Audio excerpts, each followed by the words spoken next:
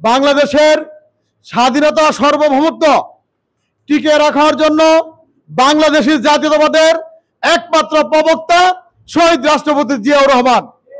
শহীদ জিয়াউর রহমানের পর দেশনেত্রী বেগম খালেদা জিয়া এই বাংলাদেশের স্বাধীনতা সার্বভৌমত্বের জন্য আন্দোলন সংগ্রাম করে ওনার জীবন থেকে অনেক কিছু হারিয়েছেন, তারপর আমাদেরকে হারিয়ে ছেড়ে কখনো যান নেই। বর্তমানে তার সুযোগ্য উত্তরসূরি দেশনেত্রী বেগম খালেদা জিয়া এবং শহীদ রাষ্ট্রপতি জিয়াউর রহমানের সুযোগ্য উত্তরসূরি বিএনপির ভারপ্রাপ্ত চেয়ারপারসন দেশনেতা বেগম দেশনায়ক তারেক রহমানের নেতৃত্বে দীর্ঘ আন্দোলন সংগ্রামের মাধ্যমে আজকে আমরা একটা ফ্যাসিস্ট মুক্ত বাংলাদেশ পেয়েছি। সেই জন্য এই দেশনেত্রীর জন্মদিনে আমরা আল্লাহ তাআলার দরবারে শুকরিয়া আদায় করছি। সংগ্রামী সাথী বন্ধুগণ, আপনারা জানেন বিগত প্রায় 17 বছর আমরা আন্দোলন সংগ্রাম করেছি কি জন্য? একটা সুষ্ঠু অবাধ ও নিরপেক্ষ নির্বাচনের মাধ্যমে সত্যিকারী একটা দেশপ্রেমী দল যাতে রাষ্ট্র ক্ষমতা আসে, সেই জন্য সেই আন্দোলন সংগ্রামে আমরা সফলকাম হয়েছি। পরিপূর্ণ সফলতা অর্জন করব তখনই যখন আপনার আমার দীর্ঘদিনের কাঙ্ক্ষিত জনগণের ভোট দিয়ে একটা সত্যিকারের দেশপ্রেমিক সরকার আমরা গঠন করতে পারবো। আমি ছোট্ট করে একটা গল্প বলে আমার বক্তব্য শেষ করব। সেটি হচ্ছে, আপনার মনোযোগ সহকারে শুনবেন। এই যে কিছুক্ষণ আগে ছোট ভাই আলমগীর এবং আক্তার হোসেন বলেছেন সারা বাংলাদেশে নির্বাচন করার জন্য মানে বুড়ি বুড়ি প্রার্থী। কোন এক সময় গিয়েছিল হাসিনার আমলে নির্বাচন করার জন্য মনোনয়নপত্র আহ্বান করা হয়েছে, নির্বাচন করে নাই। জ্যান ত্যান লোক দিয়ে নির্বাচন প্রার্থী ঘোষণা করার জন্য চেষ্টা করেছে ওই আওয়ামী সন্ত্রাসীদের সাথে আতাত করে। আজকে যেই সমস্ত প্রার্থীদের নাম শোনা যাচ্ছে, সেই হিসাবে আমি গল্পটা বলবো। সেটা হচ্ছে ইঁদুরে একটা সুন্দর কন্যা জন্মগ্রহণ করেছে। ইঁদুর মনে মনে করছে যে আমি একটা শক্তিশালী পাত্রের সাথে আমার মেয়েকে বিয়ে দিব। যদি শক্তিশালী পাত্রের সাথে মেয়েকে বিয়ে দিতে পারি তাহলে আমি ক্ষমতা পাবো।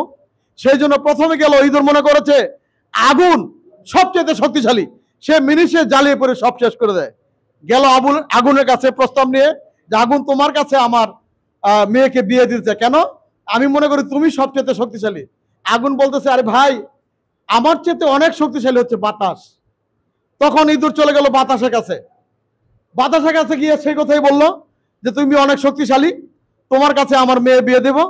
তখন বাতাস বলল আমার চাইতে অনেক শক্তিশালী পানি, কারণ পানি আগুন বাতাস নিমিষেই শেষ করে দেয়।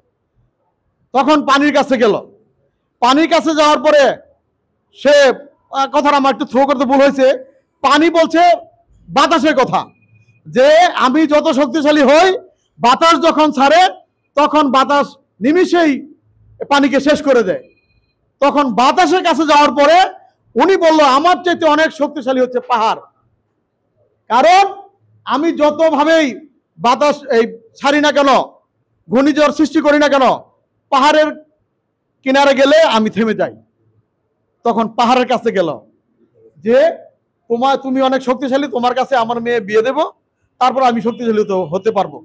তখন পাহাড় বলল যারে আমার কিসের শক্তি, আমার পাহাড়ের চারিদিকে ইঁদুর ঠুকরে গাথা করতে করতে আমাকে দুর্বল করে দিয়েছে, যে কোনো মুহূর্তে আমি ধপাস করে পড়ে যেতে পারি। তখন ইঁদুর মনে করলো কারো কাছে যে লাভ নাই, আমার যে জাতি ভাই তার কাছে গেলে আমি শক্তিশালী হব। আমার এই ক্ষুদ্র এই কথাটা বলার উদ্দেশ্য হচ্ছে অনেক শক্তিশালী খুঁজে লাভ নাই। বিএনপি মনে করতেছে এখন সুসময়। তারেক রহমান বারবার বলছে আগামী নির্বাচন অত্যন্ত কঠিন হবে। আপনারা জানেন তারেক রহমান এখনো দেশে আসছেন না। কেন আসছেন না? অনেকেই বলে যে আপনি কেন দেশে আসছেন না। আমি বলতে চাই এই বাংলাদেশে এখনো রয়্যাল এজেন্টরা আনাচে কানাচে ছড়িয়ে ছিড়ে রয়েছে। তারেক রহমানের লাইফ রিস্ক রয়েছে, এই কারণে তারেক রহমান দেশে আসছেন না। উনি অবশ্যই দেশে আসবেন। ওনার লাইফ রিস্ক যখন থাকবে না, এই দেশের জনগণ একটা নিশ্চিত ভোটদানের জন্য প্রস্তুতি নেবে এবং ভোটদানের একটা পরিবেশ হবে, তখনই তারেক রহমান দেশে আসবে।